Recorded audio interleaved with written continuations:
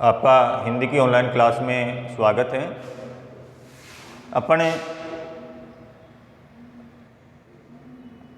जयशंकर प्रसाद पढ़ रहे थे।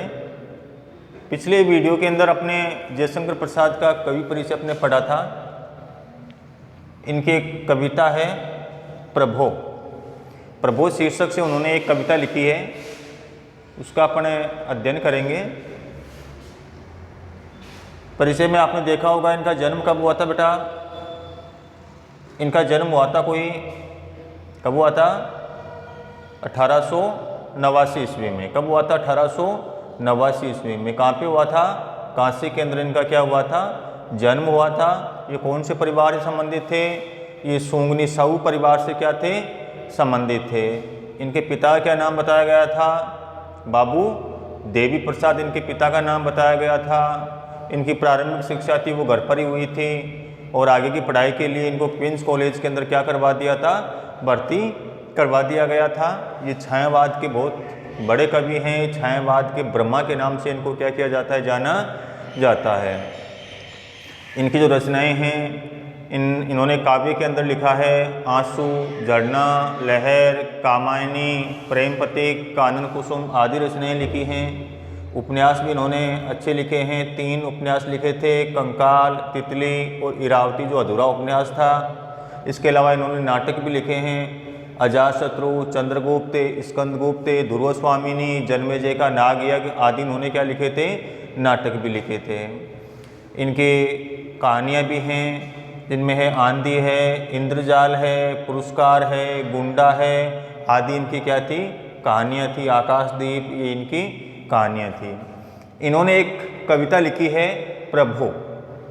यानी कवि जयशंकर प्रसाद इस कविता के माध्यम से ये कहना चाह रहे हैं कि इस सृष्टि का जो प्रत्येक कण कण है, उस सृष्टि के प्रत्येक कण कण के अंदर ईश्वर का क्या है? वास है।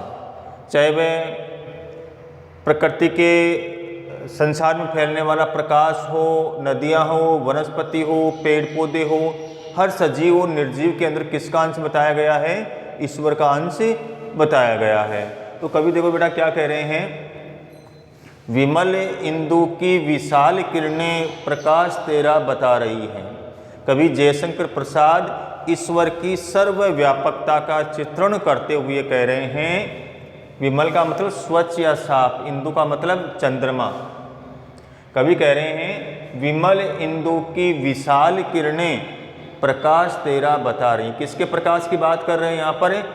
ईश्वर के प्रकाश की बात कर रहे हैं। तो कवि जयशंकर प्रसाद कह रहे हैं कि संसार में चंद्रमा की जो स्वच्छ, निर्मल और जो साफ किरणें इस सृष्टि के ऊपर फैलती हैं, वो चंद्रमा की स्वच्छ साफ किरणें किसके प्रकाश को व्यक्त कर रही हैं? ईश्वर के प्रकाश को व्यक्त कर रही हैं। किसके प्रकाश को बेटा? ईश्वर के प्रकाश को व्यक्त कर रही हैं।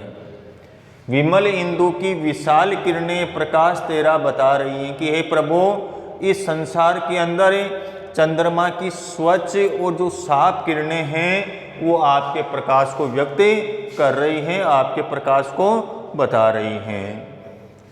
अनादि तेरी अनंत माया। हे प्रभु, आपकी माया कैसी है? अनादि है, जिसका कोई अंत नहीं है, जिसका न कोई प्रारंभ है और न कोई अंत है। अनादि तेरी अनंत माया। हे प्रभु, आपकी माया अनादि और अनंत है। जगत को लीला दिखा रही हैं, जो इस संसार को क्या दिखा रही है? अपनी लीलाएं दिखा रही हैं, अपने चमत्कार दिखा रही हैं। कि सृष्टि के अंदर या प्रकृति के अंदर पल पल में होने वाला जो परिवर्तन है वो किसकी देन है?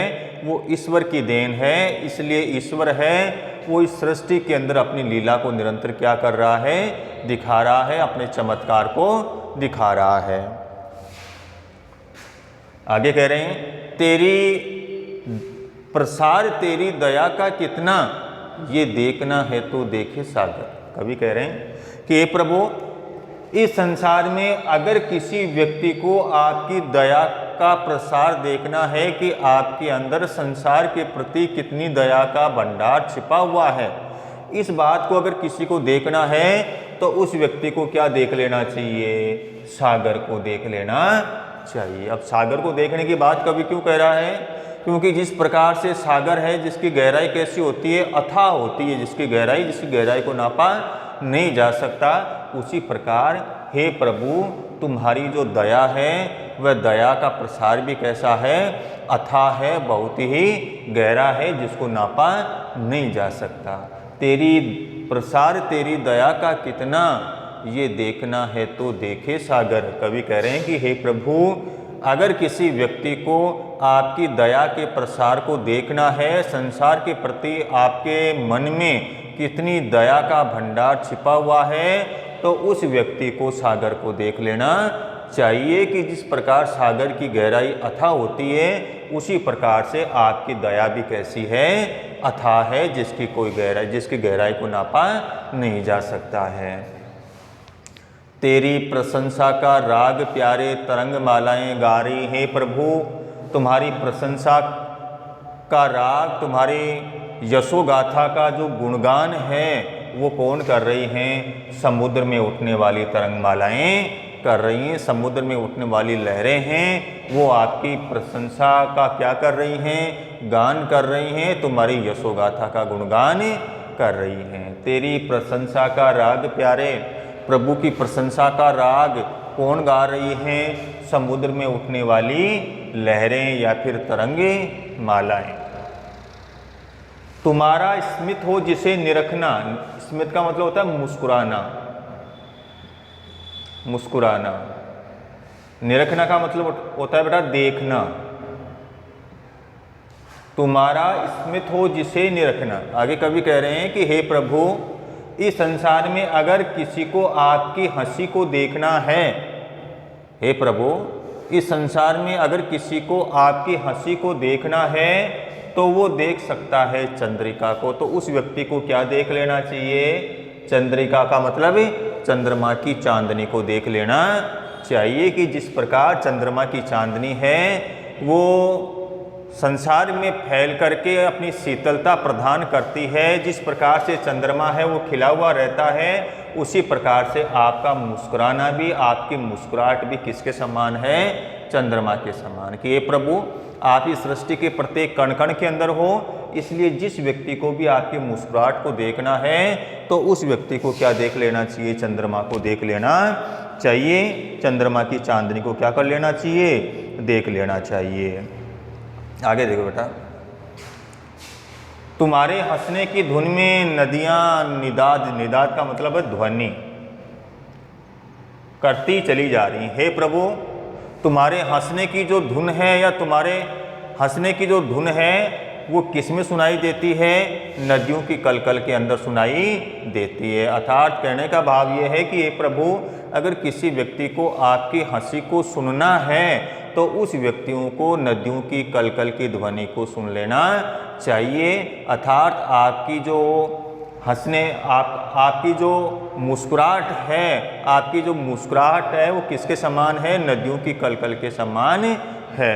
तुम्हारे हंसने की धुन में नदियां निदाद करती जा रही हैं। प्रभु, आपकी हंसी को देखने के लिए व्यक्ति को नदियों के कलकल के स्वर को क्या कर लेना चाहिए? सुन लेना चाहिए।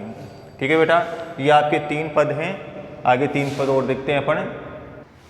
आगे देखो बेटा, आगे कवि जयशंकर प्रसाद कह रहे हैं, विशाल मंदिर की यामिनी, यामिनी का मतलब बेटा होता है रात, जिसे देखना हो दीपमाला, दीपमाला का मतलब दीपक, और दूसरा दीपमाला का मतलब दीपों की क्या है? माला है। कवि कह रहे हैं विशाल मंदिर की यामिनी में, कवि कह रहे हैं कि जिस प्रकार विशाल मंदिर रूपी जो रात है, उस मंदिर रूपी रात के अंदर अगर किसी को दीपमाला देखनी है, अगर किसी को दीपक के प्रकाश को देखना है तो तारागण की ज्योति उनका पता अनूठा बता रही है। तो उस व्यक्ति को आकाश में चमकने वाले किन को देख लेना चाहिए? तारागणों को देख लेना चाहिए। वो आकाश में चमकने वाले जो तारे हैं, वो तारे ही किसके प्रकाश को वो तारे ही किसको व्यक्त कर रहे हैं? मंदिर में जलने वाले दीपक को क्या कर रहे हैं? व्यक्त कर रहे हैं। विशाल मंदिर की यामिनी में, यामिनी का मतलब रात्रि में, कि जिस प्रकार विशाल जो रात्रि रूपी मंदिर है उस रात्रि रूपी मंदिर में अगर किसी को दीपक को देखना है तो उस व्यक्ति को क्या देख लेना चाहिए?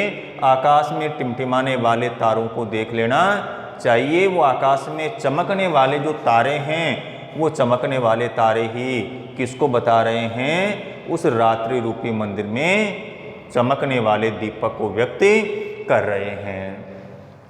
प्रभु कवि कह रहे हैं कि हे ईश्वर, प्रेम में प्रकाश तुम हो। हे ईश्वर, तुम इस संसार के अंदर प्रेम रूपी प्रकाश को फैलाने वाले हो। हे प्रभु, तुम इस संसार में प्रेम रूपी प्रकाश को फैलाने वाले हो। प्रकृति पद्मिनी के अंशुमाली, अंशुमाली का मतलब होता है बेटा सूर्य।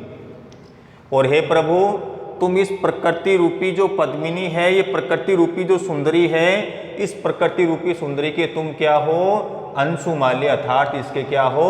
सूर्य हो। असीम उपवन के तुम हो माली। हे प्रभु, तुम इस सृष्टि रूपी जो विशाल उपवन है, इस सृष्टि रूपी विशाल उपवन के तुम क्या हो? माली हो। कि जिस प्रकार से एक माली होता है वो अपने उपवन की क्या करता है? अपने बगीचे की क्या करता है? सार संभाल करता है, देखभाल करता है। उसी प्रकार से हे प्रभु, ये जो सृष्टि रूपी उपवन है, उस सृष्टि रूपी उपवन के तुम क्या हो? माली हो, इसकी देखभाल करने वाले हो, इसका पालन पोषण करने वाले हो। धरा बराबर बता रही है ये चीज़, पृथ्वी हमेशा बता रही है कि ये जो सृष्टि है, ये सृष्टि पूरी की पूरी सृष्टि क्या है? एक उपवन है, एक बगीचा है, और इस बगीचे के तुम क्या हो? माली हो, इसकी सार संभाल करने वाले हो। जो तेरी होवे दया दया निधि। हे ईश्वर, जिस किसी के ऊपर भी तुम्हारी दया हो जाती है, दया निधि, हे लोगों के ऊपर दया करने वाले ईश्वर, जिस किसी के ऊपर भी तुम्हारी दया हो जाती है, तुम्हारी कृपा हो जाती है, तो पूर्ण होते ही है मनोरथ। तो उस व्यक्ति के जीवन के सारे मनोरथ, सारी इच्छाएं क्या हो जाती हैं? पूर्ण हो जाती हैं। अब प्रश्न ये बनता है कि कौन से व्यक्ति के जीवन के मनोरथ पूर्ण होते हैं? तो उस व्यक्ति के जीवन के मनोरथ पूर्ण होते हैं जिस व्यक्ति के ऊपर ईश्वर की क्या होती है? दया होती है। तो उस व्यक्ति के जीवन की सारी इच्छाएं क्या हो जाती हैं? पूरी हो जाती हैं। सभी ये कहते पुकार करके यही तो आशा दिला रही है। इस प्रकार ये संसार के अंदर मनुष्य है, वो एक ही आशा और विश्वास के ऊपर टिका हुआ है, और उसी आशा और विश्वास के ऊपर वो अपना जीवन व्यतीत कर रहा है। कौन सी आशा और विश्वास के ऊपर है? कि एक दिन प्रभु की हमारे ऊपर क्या होगी? दया होगी, और जिस दिन प्रभु की हमारे ऊपर दया हो जाएगी, उस दिन हमारे जीवन के सारे मनोरथ क्या हो जाएंगे? पूर्ण हो जाएंगे। ये इनकी एक छोटी सी कविता थी, जयशंकर प्रसाद की प्रभो कविता थी। ठीक है बेटा, ये अपना जो अध्याय था वो पूरा हो चुका है। धन्यवाद। जय हिंद।